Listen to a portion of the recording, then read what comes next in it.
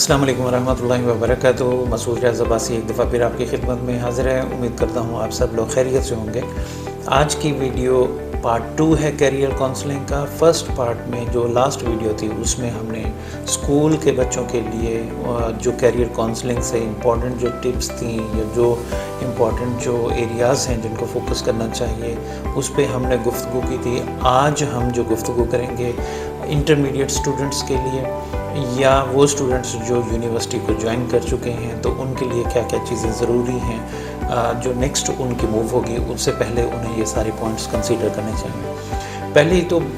बात यह है कि जो इंटरमीडिएट के स्टूडेंट हैं वो नॉर्मली अपना मेजर सेलेक्ट कर चुके होते हैं, लेकिन एक चीज़ जो कि बहुत इम्पॉर्टेंट है कि मैंने देखा है कि इंटरमीडिएट में भी जो बच्चे आते हैं वो विदाउट एनी प्लानिंग के एडमिशन ले लेते हैं। मसलन या तो दोस्तों का एक ग्रुप होता है, उनके दोस्त जो हैं या फ्रेंड्स जो हैं वो म्यूचुअली डिसाइड करते हैं कि हम इस फील्ड में जाना चाहते हैं, या बच्चों को प्रॉपर गाइडलाइन उस तरह नहीं दी जाती और बच्चा जो है वो रैंडमली कोई कोर्स सिलेक्ट करता है। अगर इस तरह की कोई सिचुएशन है तो मैं ऐसे बच्चों से रिक्वेस्ट करूँगा कि वो ज़रूर अपनी जो स्किल्स हैं उनको ऑब्ज़र्व करें, और अगर उन्हें एक साल ज़ाया भी करना पड़ जाता है कि दोबारा से उन्हें जो है इंटरमीडिएट में उनकी फ़ील्ड से रिलेवेंट जो है अगर कोई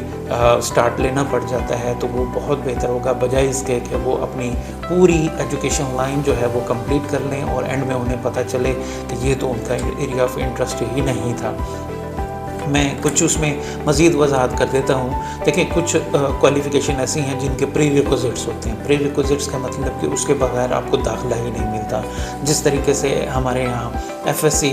मेडिकल के साथ बच्चे करते हैं ताकि वो मेडिकल की लाइन ज्वाइन कर सकें, और इसी तरह इंजीनियरिंग होती है एफएससी में या इंटरमीडिएट में, वो उन बच्चों के लिए जो इंजीनियरिंग को ज्वाइन कर सकें। इसी के साथ साथ कुछ चीज़ें ऐसी भी हैं जहाँ पे प्री रिक्विजिट की रिक्वायरमेंट नहीं होती।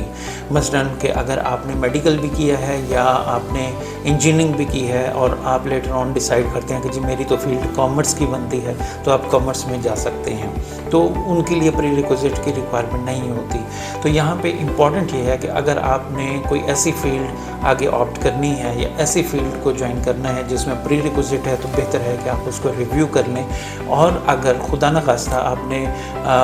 कुछ ऐसा पाथ या ऐसा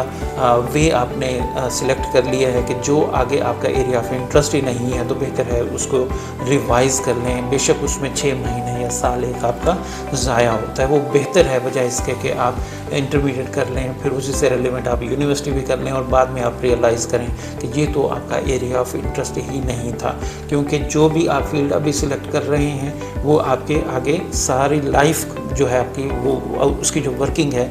जो आपकी जॉब रिलेटेड है या बिज़नेस अपॉर्चुनिटीज़ हैं, वो सारी उसी पे ही डिपेंड करेगी। तो इंटरमीडिएट स्टूडेंट्स के लिए ये दो बहुत इंपॉर्टेंट चीज़ें हैं कि अगर आगे उनकी फील्ड कोई ऐसी है जिसका प्री रिक्विजिट नहीं है, तो फिर तो वो आराम से अपना इंटरमीडिएट या ए लेवल जो भी है वो कंप्लीट करें और आगे अपना जो करियर पाथ है या आगे उनकी जो डिग्री की ऑप्शन है वो ऑप्ट करें और उसको कंटिन्यू करें। लेकिन अगर उन्होंने कोई इस तरह का मेजर सिलेक्ट कर लिया है जो कि उनकी फील्ड ही नहीं बनती है, जिसमें उनका एरिया ऑफ इंटरेस्ट फ्यूचर के पॉइंट ऑफ व्यू से उन्हें लग रहा है कि नहीं होगा, तो फिर बेहतर है कि वो अभी से ही उसको रिविज़िट करें, रिवाइज़ करें और दोबारा से उसको स्टार्ट करें। अब आते हैं यूनिवर्सिटी स्टूडेंट्स के लिए। यूनिवर्सिटी स्टूडेंट्स बेसिकली वो ऑलरेडी अपने मेजर को सिलेक्ट कर चुके होते हैं और उन्होंने डिग्री को भी ऑप्ट कर लिया होता है कि वो कॉमर्स में है या साइंस में है या आईटी में है, तो ऐसा उनके लिए मेजर इश्यूज़ तो नहीं होते। लेकिन मैंने ऐसे बहुत से स्टूडेंट्स को देखा है कि जिन्होंने ग्रेजुएशन की है आईटी में but they are working in accounting, और इसी तरीके से बहुत से ऐसे बच्चे हैं जिन्होंने कॉमर्स में या अकाउंटिंग में ग्रेजुएशन की है but they are working in totally irrelevant field. ये किस वजह से है? अगेन मैं उसी पॉइंट पे ही एम्फेसिस ज़्यादा करूँगा कि हमें जब डिग्री या कोई भी एडमिशन किसी भी यूनिवर्सिटी में एडमिशन लेना है तो सबसे पहले आपने देखना है कि आपका एरिया ऑफ इंटरेस्ट क्या है।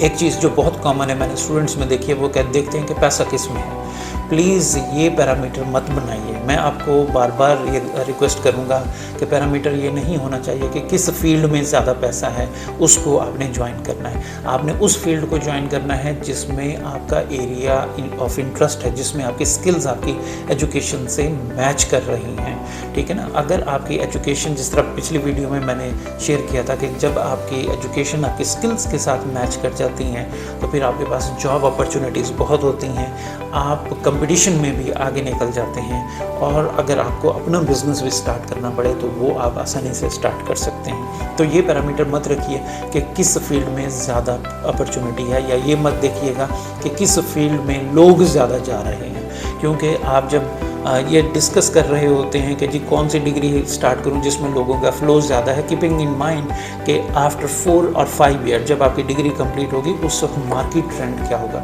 जो बहुत इंपॉर्टेंट होता है। तो जो उस वक्त विजिबल नहीं होता, या तो आपका विजन इस तरह का हो, आप इतने 5 साल या 6 साल के बाद भी देख रहे हो कि उस वक्त किस चीज़ की अपॉर्चुनिटी है और उसको प्लान करके आप अपनी डिग्री स्टार्ट करें, फिर तो बेहतर है। लेकिन इन इधर वे मैं यही कहूँगा कि जिसमें आपका इंटरेस्ट है, बेशक वो कोई आर्ट्स की क्वालिफ़िकेशन है, कॉमर्स की है, साइंस की है, जिसमें आपका इंटरेस्ट है, जिसमें आपकी स्किल्स मैच कर रही हैं, तो उसको स्टार्ट कीजिए। सेकेंडली, लेट्स से कि आपने कोई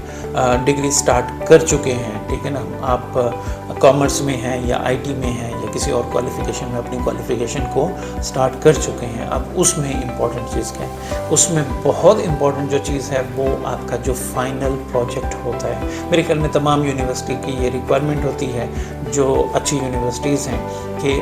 फाइनल ईयर का जो स्टूडेंट है उससे रिक्वायर किया जाता है, या 3rd ईयर में या 4th ईयर में या फाइनल सेमेस्टर में रिक्वायर किया जाता है कि एक वो प्रोजेक्ट सबमिट करें, ठीक है ना, जिसमें इंडिविजुअल स्टूडेंट्स भी काम करते हैं और ग्रुप की शक्ल में भी स्टूडेंट्स काम करते हैं। ये प्रोजेक्ट जो है ये बहुत इंपॉर्टेंट होता है। नॉर्मली मैंने देखा है कि स्टूडेंट इस चीज़ को बहुत लाइट लेते हैं, या वो कॉपी पेस्ट कर लेते हैं, या जो पुराना कोई प्रोजेक्ट रखा होता है उसको ले लेते हैं और मेहनत उस पर नहीं करते। मैं इस चीज़ पे आपको गारंटी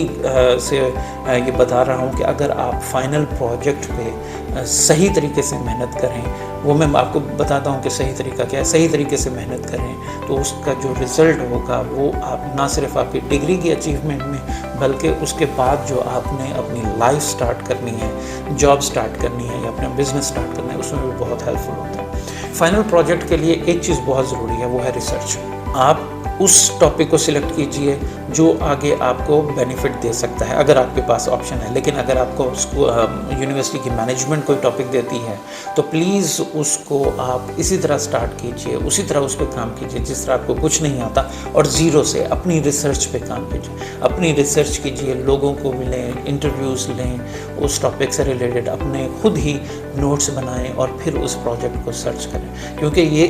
उस प्रोजेक्ट को आपने जो सबमिट करना है ना, वो आपने अपनी वर्किंग पे सबमिट करना है, किसी से कॉपी पेस्ट नहीं करना। हाँ, अगर एक ग्रुप है स्टूडेंट का जिसको एक प्रोजेक्ट दिया गया है तो आप टाइम एलोकेशन कर सकते हैं, ठीक है ना, आप टास्क एलोकेशन कर सकते हैं, टॉपिक एलोकेशन कर सकते हैं, लेकिन at the end make sure कि जो भी आपने सबमिशन करनी है वो 100% जो है रियल है, ठीक है, वो रिसर्च बेस है, और आपने किसी पुरानी जो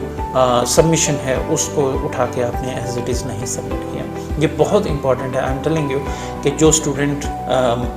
खुद जो है रिसर्च बेस्ड प्रोजेक्ट जो है सबमिट करते हैं, उनके एम्प्लॉयबिलिटी के चांसेस जो हैं वो बहुत हायर होते हैं बनिस्बत उन स्टूडेंट्स के जिन्होंने जो है कॉपी पेस्ट करके या विदाउट एनी एफर्ट जो है एक प्रोजेक्ट को एज अ फॉर्मेलिटी सबमिट करते हैं। तो आपने इस चीज़ से अवॉइड करना है और कोशिश करें कि रिसर्च बेस्ड आपके सबमिशन हो। इससे रिलेटेड एक और भी प्रोग्राम है जो यूनिवर्सिटी स्टूडेंट्स के लिए बहुत इंपॉर्टेंट होगा, जो एक्टिविटी जिसे हम नॉर्मली नाम देते हैं प्रॉब्लम बेस्ड लर्निंग, ठीक है ना। उसमें बहुत से कुछ पॉइंट्स होते हैं जो एम्प्लॉयर ऑब्जर्व करता है कि क्या स्टूडेंट ने अपनी डिग्री में इन चीज़ों पे काम किया है, क्या स्टूडेंट ने जो फाइनल प्रोजेक्ट किया है उसमें जो पैरामीटर्स हैं, जो एम्प्लॉयबिलिटीज़ के पैरामीटर्स हैं, एम्प्लॉयबिलिटी स्किल्स के पैरामीटर हैं, उस पर काम किया है या नहीं किया। तो इसके लिए इंशाल्लाह जो नेक्स्ट वीडियो है वो मैं इस एम्प्लॉयबिलिटी स्किल्स पे और जो